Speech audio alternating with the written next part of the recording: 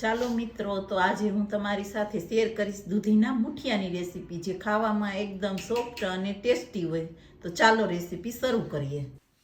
તો તેના માટે અડધી ચમચી હળદર પાવડર, અડધી ચમચી ગરમ મસાલો પાવડર, 1 ચમચી સફેદ તલ, 1 ચમચી ધાણા જીરું પાવડર, 3 મોટી ચમચી આદુ લસણ મરચાંની પેસ્ટ, 1 ચમચી કશ્મીરી લાલ મરચું પાવડર, અડધો કપ લીલા ધાણા, 1 અડધું લીંબુ, 1 ચમચી શેકેલા જીરાનો પાવડર, 5 ચમચી હિંગ, 5 ચમચી અજમો, સ્વાદ પ્રમાણે મીઠું અને બધા ટેસ્ટને બેલેન્સ કરવા માટે ખાંડ, 1.5 કપ દૂધીનું છીણ અને 1.5 કપ ઘઉંનો કરકરો લોટ અને અડધો કપ ચણાનો. એક મિક્સિંગ બાઉલ લઈ તેમાં દૂધીનું છીણ નાખી અને બધા મસાલા નાખી દઈએ, જેથી દૂધીના છીણમાં તેનો બધો સ્વાદ આવી જાય. તો આ રીતે હવે બધા મસાલા આપણે દૂધીના છીણમાં મિક્સ કરી લઈએ. તો તમે જોઈ શકો છો કે આપણા બધા મસાલા સરસ રીતે મિક્સ થઈ ગયા છે.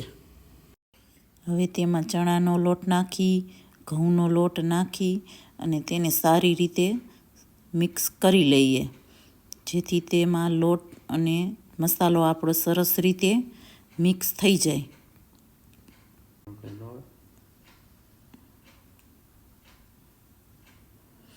તો તમે જોઈ શકો છો આ રીતે આપણો લોટ અને મસાલો સરસ રીતે મિક્સ થઈ ગયો છે. હવે મુઠિયા સોફ્ટ રહે તેના માટે 2 ચમચી તેલ, અડધી ચમચી ખાવાનો સોડા અને તેના ઉપર લીંબુ નીચવીને સોડાને એક્ટિવેટ કરી લઈએ અને હાથેથી સરસ રીતે મિક્સ કરી લઈએ. આમાં આપણે કોઈ પણ જાતના પાણીનો ઉપયોગ કરવાનો નથી. દૂધીના છીણ જે પાણી રિલીઝ કરશે તેમાંથી જ આપણો લોટ બંધાઈ જશે. તો તમે જોઈ શકો છો કે આપણો લોટ બંધાઈને સરસ રીતે તૈયાર થઈ ગયો છે અને તે એકદમ સોફ્ટ છે.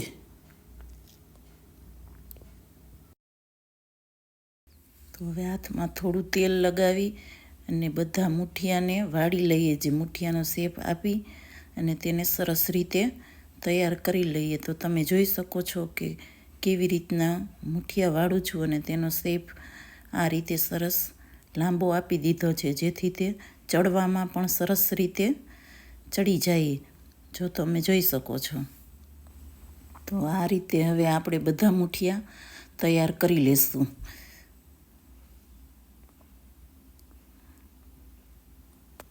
તો તમે જોઈ શકો છો કે આપણા મુઠિયા બનીને આ રીતે સરસ તૈયાર થઈ ગયા છે. તો હવે તેને સ્ટીમ કરી લઈએ. તો ગેસની ફ્લેમ પર મેં પહેલેથી જ સ્ટીમર રાખેલું હતું. હવે તેના ડીશ ઉપર થોડું તેલ લગાવી અને તેની ઉપર સરસ રીતે ગોઠવી દઈએ.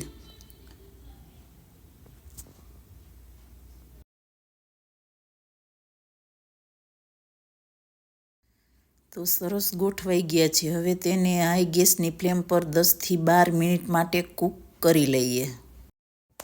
તો 10 થી 12 મિનિટ થઈ ગઈ છે ને હવે તેને ચેક કરીએ તો તમે જોઈ શકો છો કે આપણી છરી કેટલી ક્લીન બહાર આવે છે.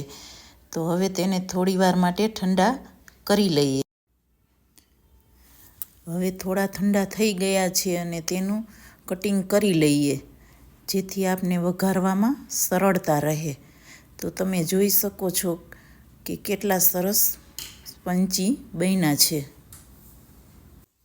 તો હવે તેને વઘારી લઈએ. તો વઘારવા માટે એક પેનમાં 2 મોટી ચમચી જેટલું તેલ નાખી, તેલ સરસ ગરમ થાય એટલે 1 ચમચી રાઈ, 1 ચમચી સફેદ તલ નાખી ગેસની ફ્લેમ આપણે ધીમી કરી દઈશું. હવે તેમાં મુઠિયા નાખી તેને સરસ રીતે મિક્સ કરી લઈએ. હળવા હાથે મિક્સ કરવાના છે, જેથી તે ભાંગે નહીં, અને સરસ રીતે મિક્સ કરી લઈએ.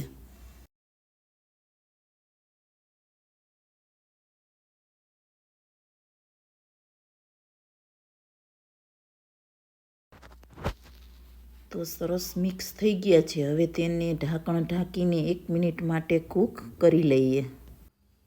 તો હવે 1 મિનિટ થઈ ગઈ છે તો તેને ચેક કરીએ. તો તમે જોઈ શકો છો કે આપણા મુઠિયા સરસ રીતે તૈયાર થઈ ગયા છે અને હલાવીએ તો સરસ ક્રિસ્પી પણ લાગે છે. તો હવે તેની ઉપર થોડીક કોથમરી નાખી અને તેને સરસ રીતે મિક્સ કરી લઈએ.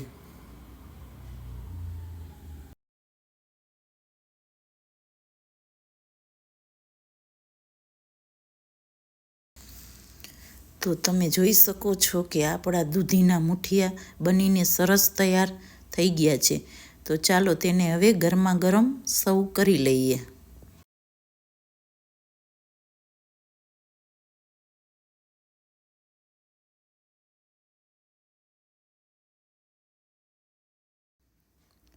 તો જોતાં જ ખાવાનું મન થાય તેવા આપણા દૂધીના મૂઠિયા તૈયાર છે.